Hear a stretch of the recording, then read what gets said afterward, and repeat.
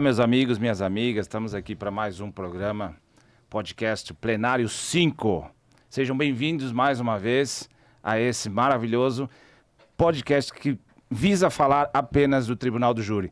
E aqui ao meu lado esquerdo tem o nosso anfitrião, doutor Lucena. Opa. Seja bem-vindo mais uma vez, estamos juntos, né? Obrigado. Nessa empreitada, né? Sim. Grato por me convidar a participar junto. Imagina, você é imprescindível. E vamos que vamos. Imprescindível é o almoço que você vai pagar daqui a pouco, né? É. Perfeito. Para quem não sabe, são ainda 10h30 da manhã, estamos gravando ao vivo.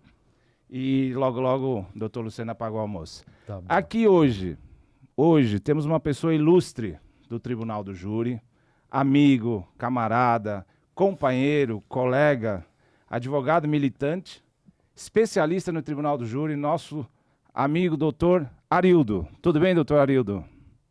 Tudo bem, bom dia, né? Bom dia aos nossos internautas aí. É uma grata satisfação poder contribuir com o programa, poder contribuir com as pessoas que nos honram com a sua assistida. Então, estou aqui hoje para batermos um papo.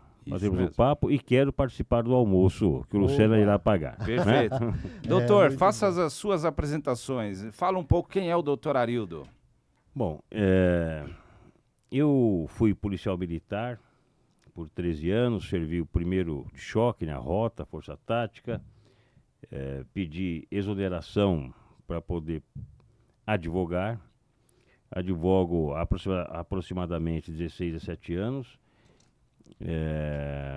Sou apaixonado pelo Tribunal do Júri. Acho até que a competência do júri deve ser ampliada para demais crimes. Fui professor universitário, sou pós-graduado em penal, processo penal, fui conciliador do Tribunal de Justiça de São Paulo. Acho que basicamente é isso. Pequeno currículo. Beleza. Então, doutor Arildo, o senhor foi convidado principalmente por ser tão querido no meio jurídico, né? E também pra gente, e também pelo seu conhecimento, né? Que a gente sabe que você entende tudo de júri, né? Não, entendi sim. Você é muito bom e também muito querido, né? Porque nesse meio a gente tem que chamar as pessoas queridas. Que bom. E que também entendam muito do tribunal. E no caso a gente considera você assim. Então assim, eu gostaria de saber, doutor Arildo, sobre a plenitude de defesa, né, que a gente sempre fala muito no Tribunal do Júri, né? Eu queria saber o seguinte, para você, existe algum limite nesta plenitude, né? Quando se fala da plenitude, às vezes a gente faz júri, a gente fala, pô, mas não deixaram eu fazer isso, fazer aquilo, né? Como passa pela sua cabeça? Qual é o seu olhar acerca deste princípio hoje no júri aqui?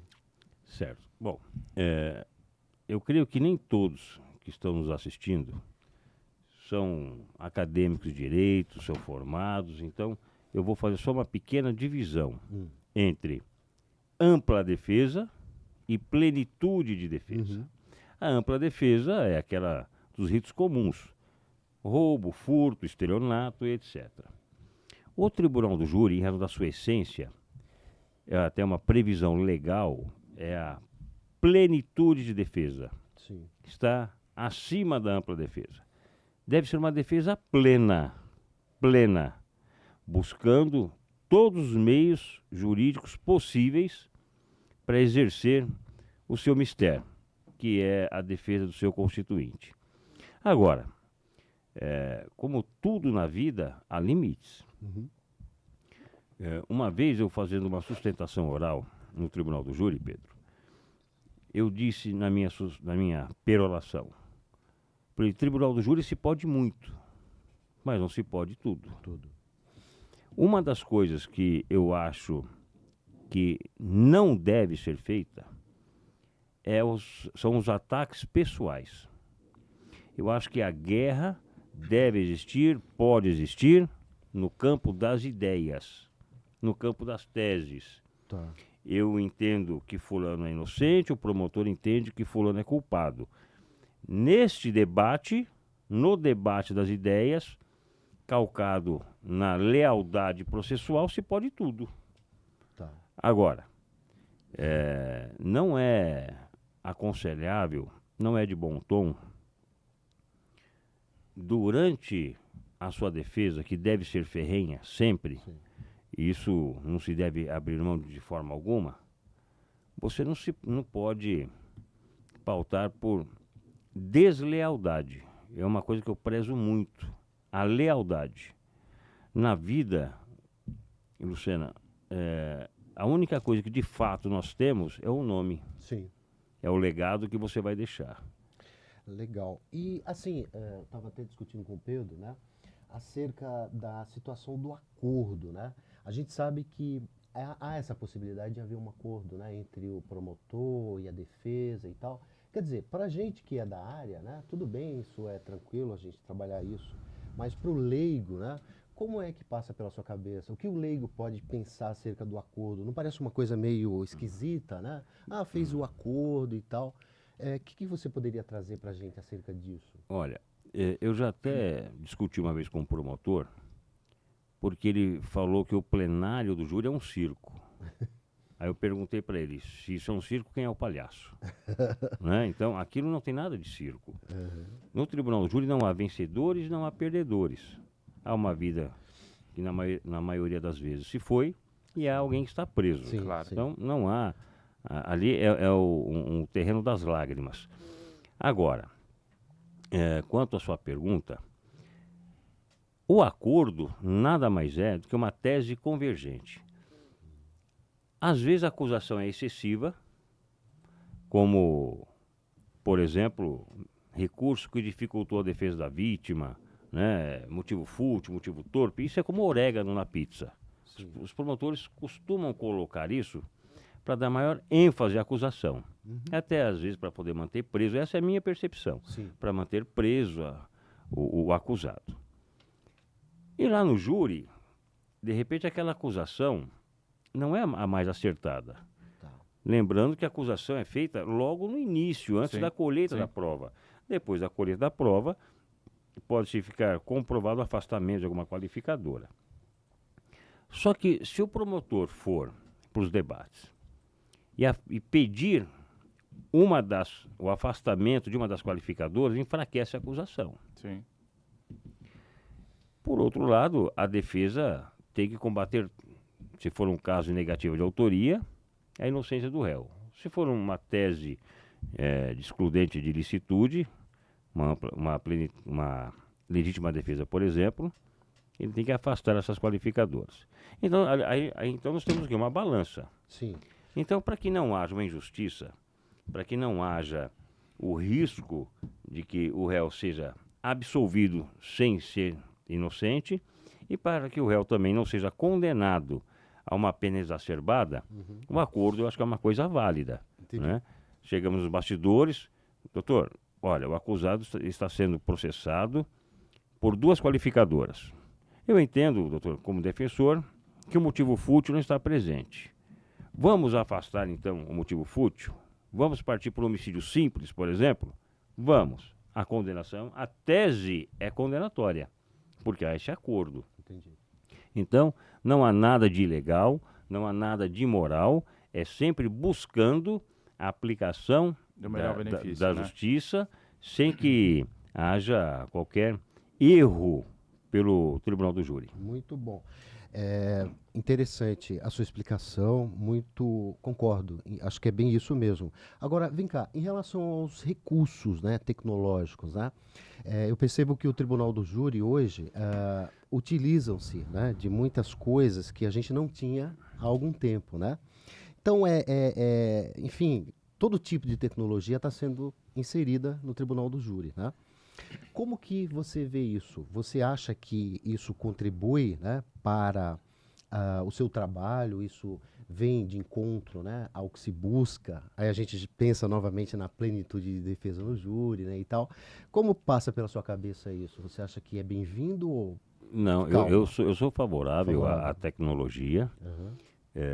Eu entendo que a tecnologia não vai ajudar A ou ajudar B. Não vai ajudar a defesa nem a acusação. Vai ajudar a aplicação da justiça, né? Como, por exemplo, a cadeia de custódia. Tem o Sérgio Hernandes, né, que é um assistente técnico excepcional, creio que seja o melhor do Brasil. escritor de livros de um instituto chamado Cadeia de Custódia. Sim. Então, dentro da cadeia de custódia, há algumas tecnologias, né? Principalmente em provas digitais. Que Um auxiliam e-mail, bastante. um e-mail que foi mandado, Claro. arquivos nas nuvens, isso tudo. WhatsApp, tudo WhatsApp, isso tudo é tecnologia. Claro. E se a tecnologia está aí, nós não podemos fazer ombros para ela. Entendi. Devemos aproveitar. Deve ser aplicada, sim, a tecnologia no Tribunal do Júri, e tudo visando a aplicação do direito, a aplicação da justiça, dentro de uma proporção mínima. É o que eu entendo. Teve um caso até engraçado esses dias, que falando em tecnologia, que era um caso de uma delegada que tinha feito um inquérito policial referente a um camarada que acabou sendo condenado. E ele era inocente. Não sei se vocês viram esse caso. Me recordo. E aí, numa revisão criminal, ela inclusive foi fazer um podcast. E no podcast, essa delegada mencionou a forma errada que ela trabalhou, que ela procedeu no inquérito policial e que serviu de prova para provar a inocência do cliente para o advogado. Ele pegou esse trecho, entrou com uma revisão criminal e na revisão criminal conseguiu provar a inocência. Aí que está a tecnologia, a importância da tecnologia. Um caso emblemático da nossa história no Tribunal do Júri foi a escola base. Escola base, né? Escola Um erro base. absurdo, né? Se aquela época tivesse a tecnologia que nós temos hoje, não se teria acabado com a vida daquelas pessoas que foram brutalmente acusadas Absurdo, né? e eram inocentes. Legal. E vem cá, o júri, né? Eu queria ouvir isso de você, né? O jurado, você acha que ele decide mais, né? Com a razão ou com o coração, né? Como que passa isso pela sua cabeça? Até que ponto você, identificando isso, razão ou coração, né? Como que você trabalha isso? Como que você direciona, né, o seu discurso para que o jurado ou decida com o coração, que claro, na sua defesa, às vezes você pretende que ele decida com o coração, ou não, pela razão, dependendo do caso e tal, né? Como que, do alto da sua experiência, a gente sabe que você é um advogado muito experiente, né? Que sentiu, que ouviu, né? O jurado ali, vários casos e tal, né? Então eu queria saber como que você pensa em relação a isso, né? Olha, há um marco divisor no Tribunal do Júri com o caso Nardoni, na minha percepção. Antes do caso Nardoni, os jurados pouco se importavam com perícia. Não tinha muita importância a perícia na visão dos jurados. Tá.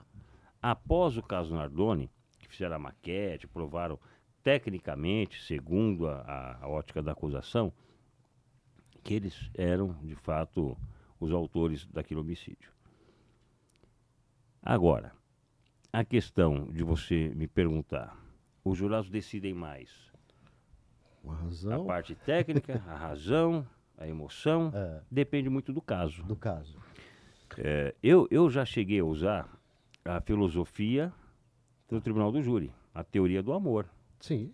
né? Sobre Platão, sobre a ótica de Platão, Aristóteles, Nietzsche, Jesus Cristo, cada um com a sua definição. Claro. Aham. Porque eram 3 garotas de programa Tá. que teriam sido acusadas de ter matado, esquartejado o motorista de ônibus, espalhado o corpo na Praça da Sé, cortaram o corpo em 22 pedaços. Lembro desse caso. E a acusação diz o seguinte: Álvaro, que é a vítima, amava a Marlene. Amava a Marlene. E a Marlene só avisava a parte material. Bom, quanto a ela, qual era a profissão dela? Praticava sexo remunerado. Sim. Então, não há que falar em amor. 100% material. É material. Sim. Neste ponto, a acusação estava certa. Agora, pelas condutas de Álvaro, era de fato amor? Ou era posse? E aí, então, eu trouxe à luz, durante o júri, as definições de amor.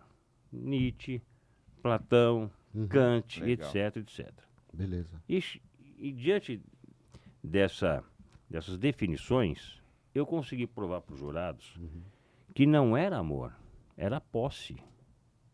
Então, neste caso, não há que falar nada em perícia, nada em razão, e sim a parte emocional. A jurada se colocando no lugar da vítima, passando por tudo, pela vítima não, no lugar da ré, por tudo que ela havia passado. E eu só não absolvi a principal acusada, a Marlene, porque ela pediu a condenação. Ela pediu aos jurados a condenação. As outras duas eu consegui absolver. Mas ela, no interrogatório dela, ela disse, olha, eu sei que eu errei e eu quero que vocês me condenem. E assim foi. Beleza. Ainda na coisa dos jurados, né? Você acha que é mais fácil, ou quiçá mais aconselhável, né? Se deparar com um jurado culto ou com um jurado Leigo. apenas alfabetizado e tal, ou seja, leigo, como diz o Pedro? Olha, depende também muito do caso. Às vezes, por exemplo, vamos colocar um exemplo, um homicídio praticado na direção do veículo. Muito bom.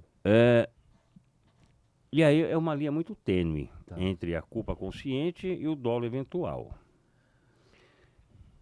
Quando nós precisamos provar o que? Olha, a velocidade, a frenagem, coisa mais técnica, o né? cálculo, uma pessoa mais culta. Ah, entendi. Muito bom. Perfeito. Né? Uhum. Agora, se nós estamos diante de uma discussão de trânsito, Tá. Beleza. né? Aí eu acho que a cultura em si não influencia muito, talvez a inteligência, porque nem Sim. sempre quem é inteligente é culto. Sim, claro. Sim. Cultura é uma coisa, inteligência é outra. A inteligência é que você faz com a sua cultura, né? Claro. Ou a ausência dela. Então, depende muito do caso. O tribunal do júri é um terreno que você deve caminhar com muito cuidado. Traçar logo a tese de defesa, se possível, desde o inquérito policial, Entendi. já produzindo as provas. Agora, o sorteio dos jurados talvez seja uma das chaves mestras do tribunal do júri. O meu filho é jurado, Vinícius, ele é jurado no tribunal do júri. Quando ele foi chamado, olha que interessante, ele falou assim, olha pai, eu fui sorteado para ser jurado. Eu falei, parabéns, isso é uma função digna, de Muito. muita responsabilidade. Sim. Aí ele me disse, eu quero ver se o advogado vai me convencer. Eu disse, o seu pensamento não deve ser este. Você tem que pensar se o promotor vai te convencer. Legal. Porque o réu é presumidamente inocente. Muito bom. Ainda que a defesa se cale, quem tem que provar a culpa é o promotor e não o advogado. Muito bom. Gostei. Muito legal. Não sei se respondi a sua pergunta. Não, respondeu brilhantemente, viu? Agora, vem cá. O desenho do júri, né? Aquela composição enfim, que é costumeira, né, e tal. Ou seja, o promotor ali ao lado do juiz, né? Enfim, você acha que essa composição que nós temos hoje, o desenho do júri, onde tudo, o advogado, o promotor ao lado do juiz ali, você mudaria alguma coisa, né? Ou seja, já que você tem toda essa experiência, né, de atuar nesse cenário do júri, o que você mudaria ali? O que te deixaria mais confortável? O que contribuiria, né, para que os jurados tivessem um olhar mais aproveitável, né? Porque às vezes você vai fazer um júri, principalmente no interior, né? Aqui na Barra Funda é mais tranquilo, a gente já sabe como é. Mas no interior, às vezes, os caras improvisam, né? Coloca o jurado, sei lá, atrás de um biombo, né?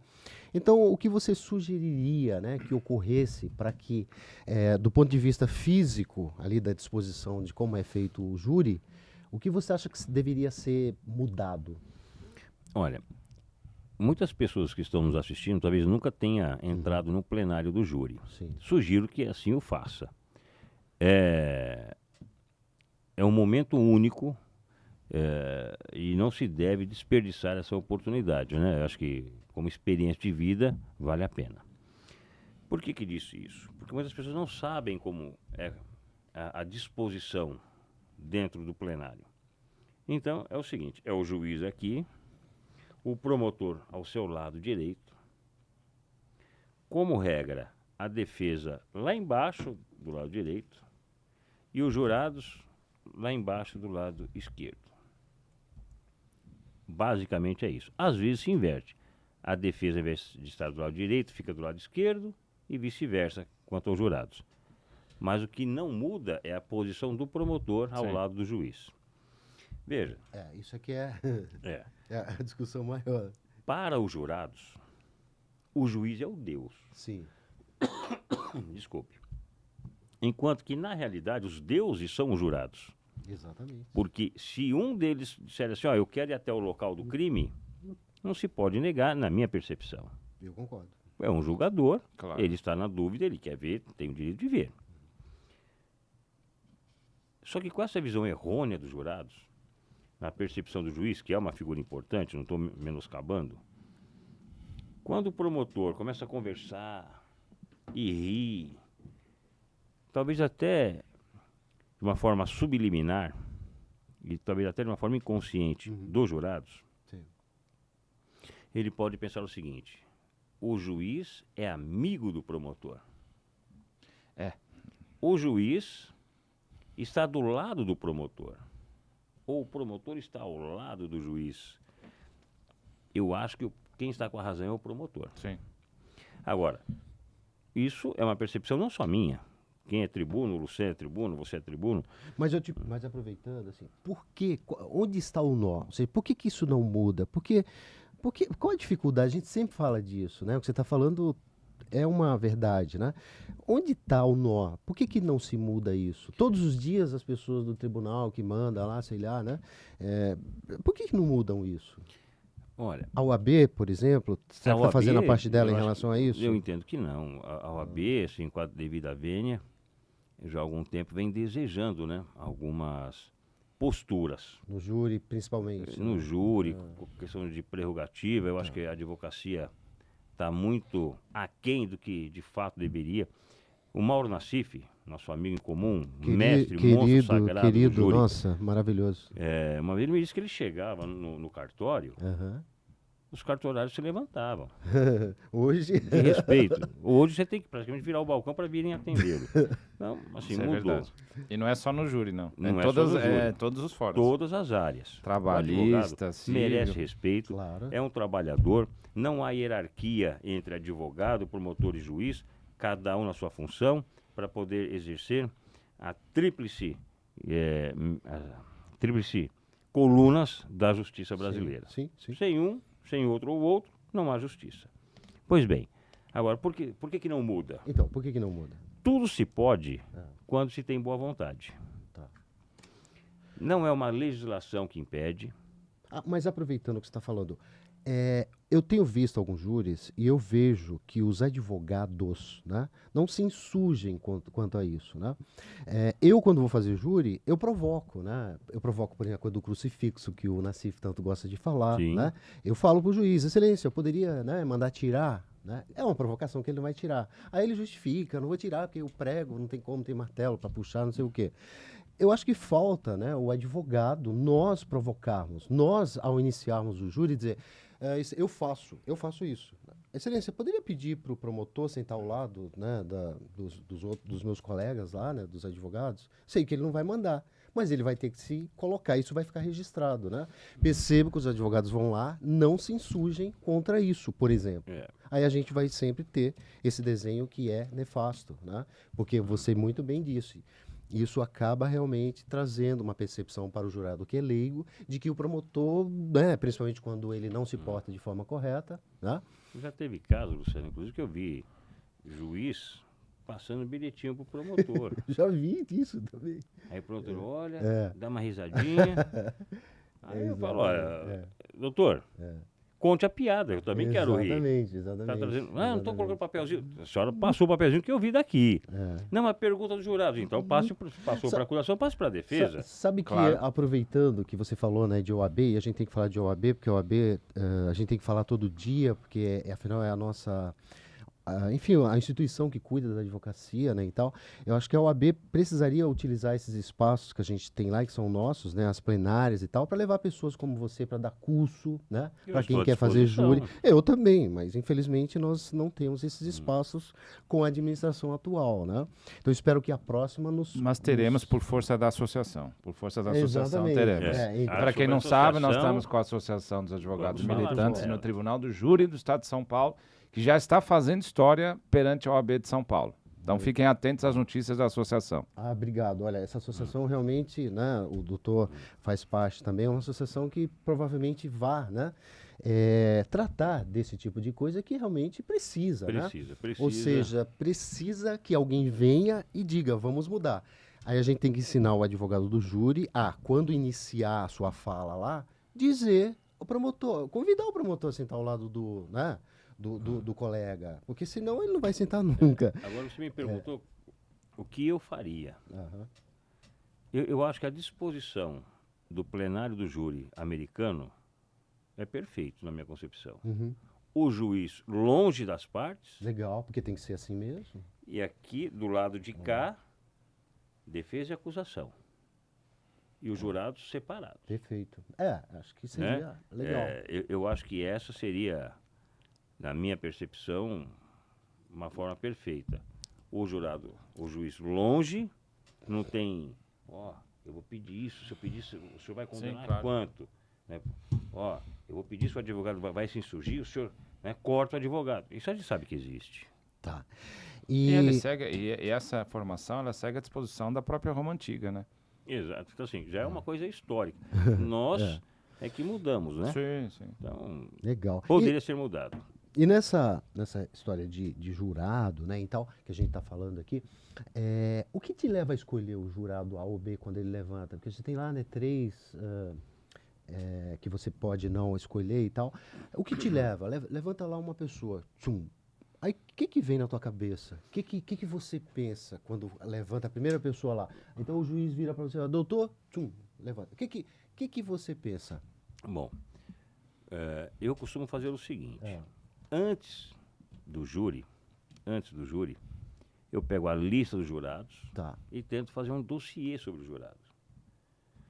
Que não dá para fazer muita coisa, porque as informações às vezes são vem poucas. lá, João da Silva. Né, João da Silva, sei lá, motorista de ônibus. Quantos tem?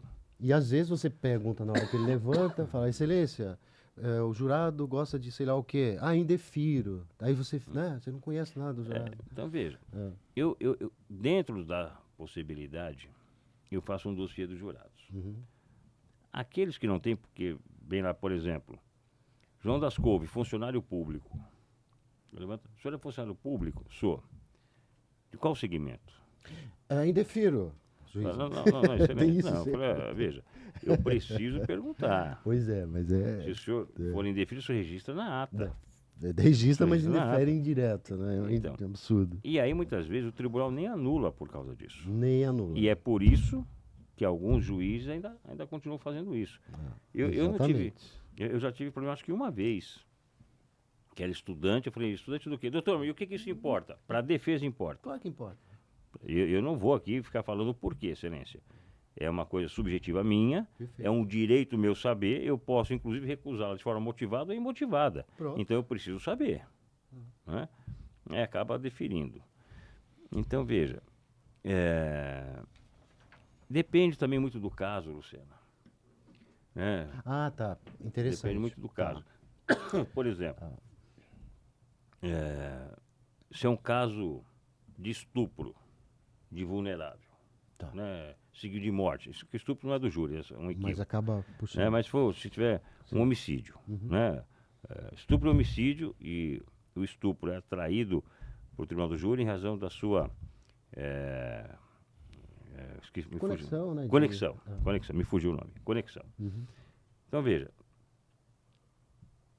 colocar pessoas sem vivência é um risco. É um risco. Porque vai se discutir ali se, por exemplo, se de fato foi estupro ou não foi estupro. Claro. Então, por isso que quando você e eu acho que todo o pessoal que faz júri, né, pergunta para o juiz, né? Olha, mas quero saber mais isso e tal. Seria muito, né, acertado por parte do juiz, né? Perguntar, mas pelo menos comigo, né? O juiz não defere. Aí tudo bem, eu peço para constar em ata, né? Só que, como você mesmo falou, o tribunal não está nem aí para isso, não vai anular, Não. né? Então é uma E coisa a louca preocupação, isso. porque assim, ó, na verdade, a bem da verdade, Pedro, quando se instala a sessão do júri, na cabeça de alguns, instalou-se uma guerra. Eu sou advogado, você é promotor, você é meu inimigo. E vice-versa. É, não deveria ser, E né? não é isso. Veja, o promotor de justiça, ele deve promover a justiça. E aí briga com o advogado, por qualquer razão, quer descontar no réu. Isso não é promover justiça. Né? Então, veja, todos estão ali tentando buscar a justiça sob a sua ótica.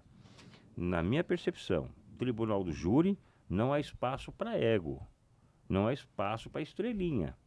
Ah, mas eu sou advogado de fulano, beltrano. Ah, parabéns, ótimo, muito bem. Aqui, você é advogado dele. Então, faça o seu melhor para este réu. O promotor, eu já atuei no caso isso, caso aquilo, não sei o quê. Muito bem, parabéns, mas neste caso é esse réu que está sendo julgado. Então, vamos deixar o ego de lado e vamos unir forças, ainda que antagônicas, mas visando sempre a aplicação da justiça, que a justiça seja feita, pelo menos, de uma forma menos prejudicial à sociedade. Porque decisões do júri têm reflexo, sim, na sociedade, principalmente em sociedade interiorana. Muito bom. A revisão criminal, né, que a gente sempre debate bastante também, né? Aliás, eu não tenho visto muita coisa nova acerca desse tema, né? Mas assim, você acha que isso não fere a decisão, o veredito, né, do jurado, né? Isso é uma coisa meio esquisita, né? Por mais que a gente tente adequar isso, né?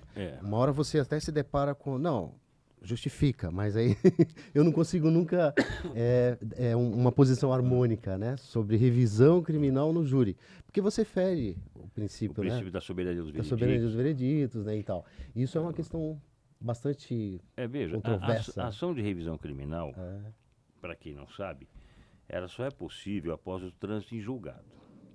Na apelação do tribunal do júri, é proibido pedir absolvição.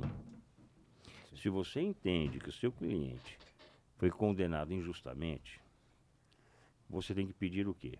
A anulação daquele júri, Claro, e que outro seja feito. Sim. Eu já vi advogados, e assim, doeu a alma.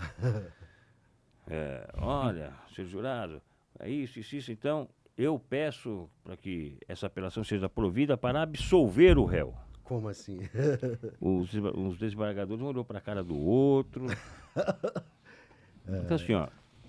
É a confusão do rito comum. Assim, ó. É a confusão Não do é, rito comum. não é querendo ser mais do que ninguém, até porque não sou.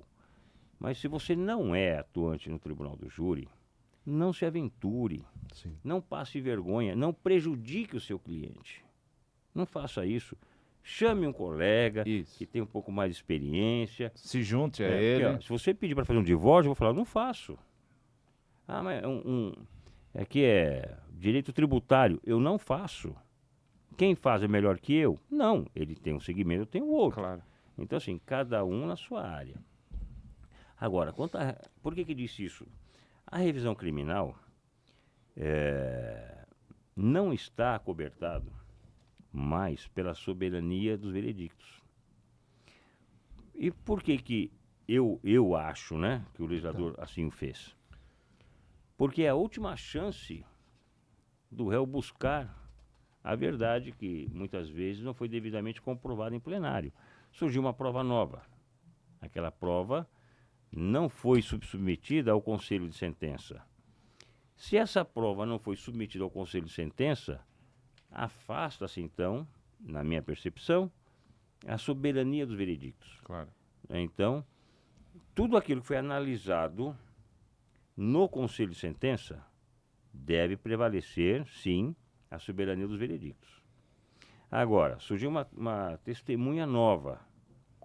Não tem como você pedir para anular o júri, que seja realizado um novo júri só para ouvir aquela testemunha. Para isso há outros mecanismos, para que se ouça aquela testemunha na frente de um juiz, de um promotor, crie uma prova válida para a revisão criminal.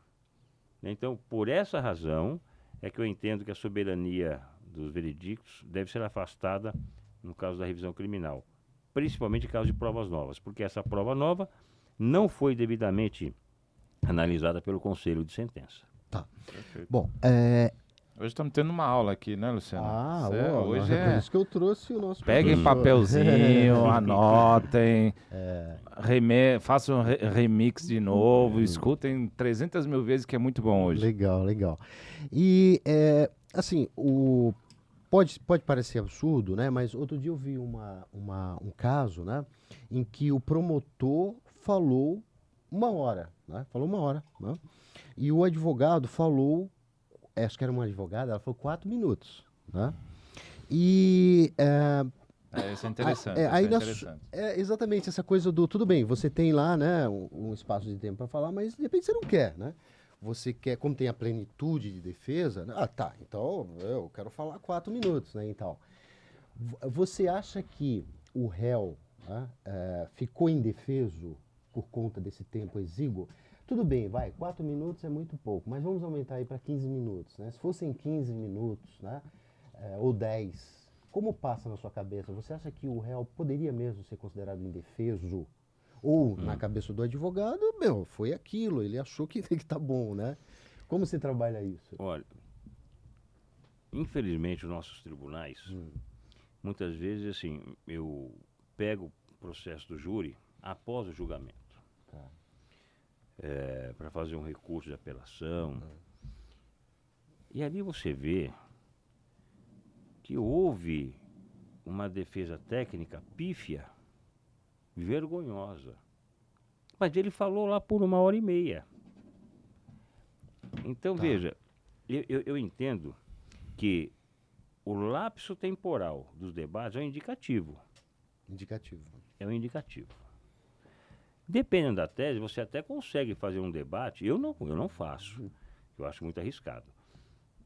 Você falar por 10 minutos, acionando um dos gatilhos mentais para entrar dentro da cabeça dos jurados e despertar nele algo que o promotor não tenha despertado, e falar, poxa, eu não tinha pensado por esse lado, em 15 minutos talvez seja o suficiente. Tá. Eu não arrisco.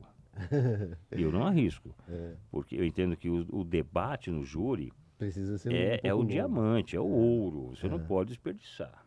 Essa é a minha percepção quanto... E a oportunidade é aquela, né? É Você aquela. tem o horário para... Aliás, o Nassif fala isso, né? Ele fala, use todo o Claro. tempo. Ainda. Ele fala, você tem que esperar, o juiz fala, doutor, já deu tempo, né? Te arrancar pelo braço de lá. Então, assim, o lapso temporal dos debates, eu acho que é um indicativo. Agora, vamos imaginar um exemplo hipotético. A tese principal do acusado é a negativa de autoria, né? Nesse exemplo nosso. O réu nega com veemência a prática de um homicídio. Aí vem o advogado e diz o seguinte, olha, não foi o réu que matou. Mas se matou em legítima defesa. Se os senhores entenderem que não é legítima defesa, é um estado de necessidade. Se os senhores entenderem que não é um estado de necessidade, estrito cumprimento do dever legal. Se os senhores entenderem que não é isso, exercício regular de direito. Várias teses. Veja, nesse exemplo, eu entendo que o réu está indefeso. Porque como é que ele vai discutir tudo isso em 15 minutos? Né? Eu penso o seguinte, se o réu está defendendo a negativa de autoria, eu nem toco em qualificadoras. Por quê? Desculpe. Por quê? Se não foi o réu quem matou, pouco importa que quem matou usou de recurso que dificultou a defesa da vítima, se foi motivo fútil, né? Porque eu acho que não soa bem você dizer assim, olha, não foi o Lucena quem matou. Mas se ele matou, ele agiu em legítima defesa. Não há meio cruel. O juiz falou, peraí. Então, será que ele se contentaria que eu o condenasse a homicídio simples, sendo que ele não matou? Quem que quer uma injustiça ainda que mínima? Ninguém, Eu acho que não soa muito bem. né? Tá, legal. Houve um caso, eu sabia que o cliente estava mentindo para mim. Eu sabia. Ele dizia que não tinha passado no local, mas tinha As inúmeras evidências, provas. é. Desculpe mais uma vez, beber uma água.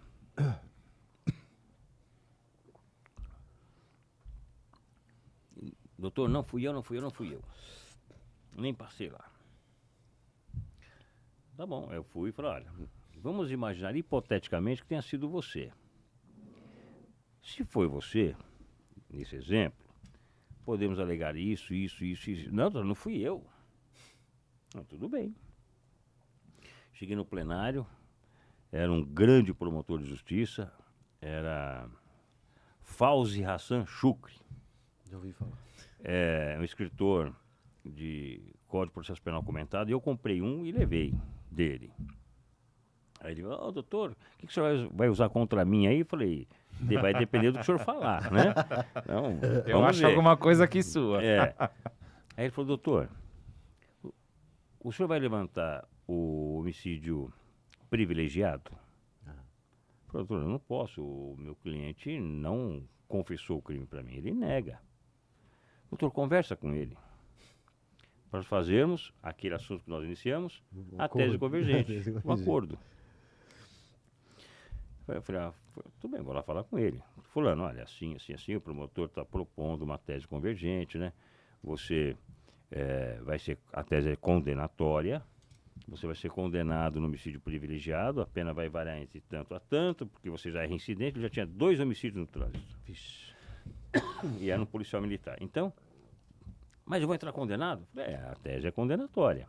A questão é a dosimetria da pena. Claro. Não, eu não vou assumir um negócio que eu não fiz. Não tem importância. Vamos para julgamento. Eu não decido nada. Sou o jurado. Eu passo as teses para o meu cliente. Ó, tem o caminho A, caminho B, caminho C. O que o senhor acha? Eu não acho nada. Se você não entendeu, eu te explico de novo. Sim. Caminho A, caminho B, caminho C. Quem vai decidir é É você. você, exato. A vida é tua. Sim. Eu já vi advogado falar, não, deixa que eu garanto isso daqui. Imagina. Isso é besteira. Loucura. Eu depois chamei esse advogado de canto, isso foi dentro do plenário. Falei, doutor, não faça isso. Perigoso. O senhor está garantindo uma coisa que não depende do senhor. O advogado garante os meios. Os meios. Que fique bem claro, o advogado garante os meios, não os Muito fins. bem colocado. Muito Ok, bem que colocado. fique bem claro. Quem garante é o pedreiro que vai fazer o Exato, muro, entrega o muro. Então, Aliás, cuidado. Advogado que garante soltura e absolvição, corra dele. Claro, imagina. Exato. Porque é um larápio, falar o português claro. Legal, doutor. Vem cá, e sobre a máxima, né, de que só pobre vai para o júri? Eu ouvi isso outro dia, falei, vou perguntar para o doutor Arildo, né? Ou seja, a gente ainda ouve, né, nos dias atuais, né, esses comentários, né, só pobre, né, vai para o júri e tal. Como que você comenta esse... Eu vejo assim, Luciana. A nossa justiça está muito desacreditada. Em vários sentidos. Porque se nós tivéssemos aqui um sistema rígido quanto à produção de provas, essa prova é aceita, essa dessa forma não é aceita. O pobre não tem o direito de contratar um Sérgio Hernandes, um perito, Tá. para combater um laudo que muitas vezes é pífio. Muitas vezes é pífio. Pífio no sentido incompleto, não esclareceu a distância do disparo, não esclareceu a trajetória do disparo. Isso tudo é importante para na hora da exposição. Claro. Aproveitando isso, só um parênteses assim, o juiz, né, o juiz não deveria fazer uma intervenção quando ele se deparasse com isso? Eles não fazem, né? Não caberia ao juiz dizer, olha, né, fazer essa observação, né? Porque É, Mas tudo bem, tem lá o processo e tal, mas quando o juiz se deparasse com isso, principalmente numa plenária, né, não caberia o Estado ali, né, dizer, oi, tá faltando isso, né? A gente vê que para o juiz, tipo, tá aí, vai, né, do jeito que tá. Cabe a nós, evidentemente, advogados, ficar, não, pedindo isso, pedindo aquilo, e eles, juiz, dificultam. Então, mas acho que é né? isso. Essa é a questão de uma provocação. Acho que ele deixa a critério da defesa e da acusação se manifestar. Não sei. Mas só um parênteses, só isso. Vamos lá. Porque, né, mas aí você estava falando, Então, né? veja. Nesse ponto que você citou, o juiz é o denominado bumba meu boi, né? Exato. Tá aqui, né? Já que não tem tu, vai tu mesmo. Vai tu mesmo, Né? Então, o juiz, ele é imparcial no júri. Né? Aliás, deve ser assim em todos os momentos. Mas no júri, mais ainda. Se a parte não pediu, Tá. ele não vai dar de ofício. O que eu vejo é que muitas vezes o promotor pede, sempre sim, e muitas vezes a defesa pede, quase sempre não. O promotor diz, é irrelevante a prova. Pode ser relevante para ele, Mas não para defesa. mas não para a defesa. Ele, diga à defesa o que pretende dizer com tal prova. Eu não sou obrigado a fazer isso. Eu não sou obrigado a adiantar a defesa, nem ele é obrigado a adiantar a acusação. Tá. Mas aí, assim, eu não tô falando da inércia do juiz. Eu tô falando assim, que Da questão quando do você... pobre. Voltando pro pobre. Quando você pede, né? Eu não tô pedindo para que... Eu não tô me referindo a ele, ao juiz, se colocar e tal. Mas a gente pede, o coitado do advogado, olha, excelência, por que isso, por que aquilo? Não, indefere tudo, né? Muitas vezes a revelia, né, do sistema mesmo que é posto, né? Aí a gente pede para o tribunal, entra com recurso, não sei o quê, mas a gente sempre pede, a gente sabe disso. Subir então recurso para o STJ, STF E o problema é quando o réu está preso. também. Aí você alega o excesso de prazo, Isso. mas está preso ainda por recurso da defesa. Pois é. Como se o recurso da defesa fosse uma demora injustificada, porque é isso que caracteriza o excesso de prazo. Isso é um absurdo, né? Assim, é uma coisa Então, nojenta, né? Eu acho que isso deveria ser revisto. Exatamente. Agora, voltando à questão do pobre. O pobre não tem condições de contratar um Sérgio Hernandes para combater o laudo. Né? Às vezes o advogado, como regra, né, não tem uma pós-graduação em perícias criminais. Sim. Alguns sequer sabem interpretar o laudo. Alguns advogados estão se aventurando no júri. Aí pegam um laudo, zona de chamuscamento. O que é isso? Tatuagem. Porque tatuagem do quê? De palhaço? Que tatuagem? Então não sabem nem o que é. E por conta disso, que muitas vezes o pobre acaba sendo mais penalizado injustamente. Tá. O rico, ele pode me pagar para ir para Brasília e ficar 2 meses lá até eu conseguir falar com o ministro para despachar um habeas corpus. O pobre tem? Não tem. O pobre, quando ele consegue mandar o advogado para Brasília, ele fala, doutor, eu vou te mandar o senhor amanhã e o senhor volta depois de amanhã. Porque eu não tenho dinheiro para pagar o hotel, alimentação. E aí acontece o imprevisto com o ministro, Vixe. você não consegue falar com ele, tem que voltar, gastou dinheiro e nem conseguiu falar com o ministro. Agora, quando um rico consegue, através, né, da tecnologia, né, contratando experts particulares, ele consegue provar a falha que houve no processo. Né? Porque talvez tivesse sido investigado de uma forma adequada, talvez se tivesse... O Sérgio uma vez até me falou o nome, eu não me recordo agora, como é nos Estados Unidos. Para que a prova seja aceita no tribunal do júri norte-americano, tem que passar, se não me engano, por 4 crivos. Se não preencher esses 4 crivos, que eu não me lembro o nome, a prova não é aceita. Então, assim, é uma prova fidedigna. Aqui no Brasil nós não temos isso, pelo menos por enquanto. Mas, quando o rico ele consegue contratar um psiquiatra, um médico legista, um expert em balística, expert em trânsito, monta uma equipe de experts, A defesa funciona. a defesa funciona. Então, mas quando você explica isso para o jurado, né? eu percebo que você não amolece o coração do jurado, né? Nem o coloca, enfim, numa realidade, né? Isso tudo que você está falando, aí ele não tem isso, não tem aquilo. Às vezes explica isso para o jurado, né? Na minha percepção, o jurado não se... enfim, não amolece por conta disso, não cai numa real por conta disso, né? Aí eu te pergunto, que tipo de jurado a gente tem? É um jurado que vem para condenar mesmo, né? Porque você explica isso. Para nós aqui é uma justificativa para, vamos parar e pensar acerca desse cidadão que está sendo julgado, né? Para o jurado, via de regra, não cola essa explicação, nunca cola, né? Que tipo de jurado a gente tem, né? Eu acho que quando você vai explicar as mazelas do processo penal, Tá. Eu acho que o jurado mais experiente, que tem mais experiência de vida, ele tem maior capacidade de absorção disso. O jovem não tem experiência. E não adianta ir numa livraria Saraiva, eu quero um chip de experiência de 5 anos. Não vai ter. Não tem. Tá bom, mas o Estado... Então o Estado está falhando em relação a isso? É uma Eu incoerência? acho que é uma falha do Estado, Ah, porque muitas vezes, quando nossos clientes não têm receita para contratar um profissional voltado para a perícia, nós pedimos então para que o jurado oficie então o Instituto de Criminalística e que o perito esclareça o ponto A, B, C e D. Muitas vezes o juiz indefere. Então veja, o Estado todo poderoso, tá. se o promotor pedir uma perícia na Lua, vai vir a perícia na Lua. Vai vir. Ah, não, aí mais uma vez eu te pergunto, o pessoal fala, você falando dessa ou daquela pessoa, mas a quem recorrer? Até quando a gente vai ficar falando essa verdade que você está falando, e que é verdade mesmo, né?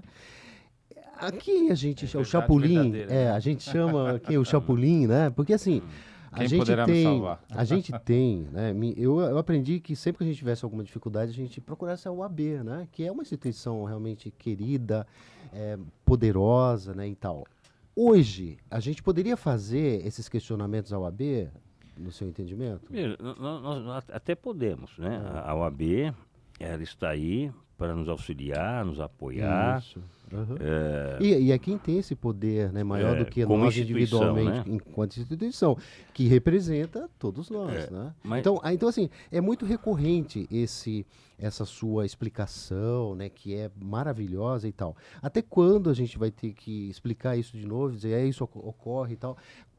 Como que a gente poderia resolver isso? Ou seja, o jurado novo. Quem é que está colocando esse jurado novo? Se se sabe que ele não sabe julgar de forma adequada, porque você mesmo falou, a pessoa tem que ter experiência, óbvio que tem que ter experiência, né? Mas o jurado novo não tem. E o jurado profissional, então? Que tem gente lá dizendo que atua já há muito tempo, e todo mundo ficava batendo palma. Mas esse cara, ele já é amigo do juiz lá, né? Do promotor. Do promotor, o que é mais perigoso, né? Então, aqui vamos recorrer, doutor Arildo. A quem a gente chama para socorrer a gente em relação a Quem isso? poderá nos salvar? Quem poderá nos Meu amigo, é salvar? o seguinte, eu acho que deve haver um conjunto de providências. Tá. Uma delas é a intervenção firme e intransigente da OAB.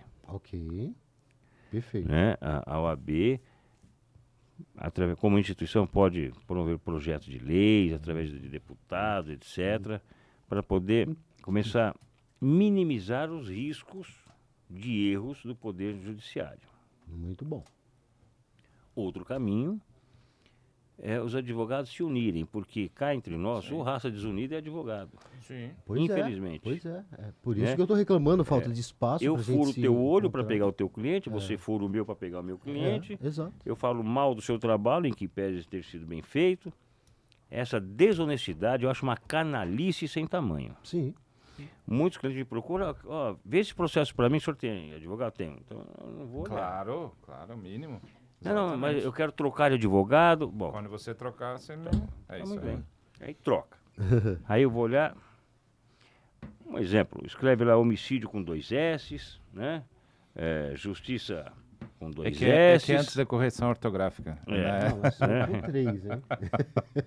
Aí você vê uns erros Polícia com C cedilha. né? Polícia com C cedilha. Aí você vê uns erros grotescos, perda de prazo. Aí o advogado trabalhou correto? Olha, eu vou analisar, eu fui contratado para ver a sua defesa. Eu não sou corregedor de advogado. Não vou ficar tecendo comentário aqui de advogado A, advogado B. Não vou. Claro. Mas se eu quero pegar o cliente, eu faço o quê? Seu advogado perdeu o prazo, justiça com 2 S e tal. Tá. Então, assim, Nos Estados É Unidos, complicado.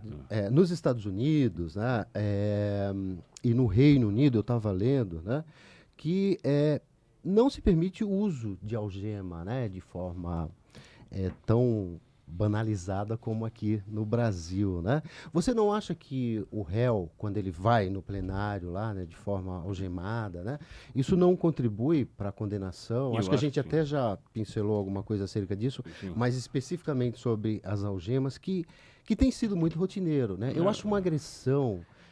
Inclusive, às vezes eu até impetro um mandado de segurança já preventivo para que meu cliente não fique algemado, porque ele ficou no processo de instrução, né? E o tribunalzão aqui, nosso, né, mega tribunal aqui de São Paulo, tem decidido, pelo menos nos meus casos, que não, ele vai ficar algemado mesmo. Aí dão aquela desculpa, né, de que não Falta tem de funcionário, segurança. não sei o quê. Ué, se não tem funcionário, então, não, né? Enfim. Então, o que você acha disso? O que eu acho é o seguinte. Se você não tem segurança Não para faça fazer o plenário, não o faça. plenário. Você tem avião para você voar agora? Não tem. Então não não voe. voa. Então alugue um avião. Alugue um avião. Ou compre uma passagem aérea. Então, alugue os funcionários, terceirize, sei lá, Exato. né? Então, assim, se você não tem, não faça. Exatamente. E muitas vezes é alguém, um trabalhador, 50 anos, numa briga de trânsito, porque discutiu com a mulher, mata o João das Couve. É um criminoso? Não, ele cometeu um crime, mas ele não é um criminoso habitual.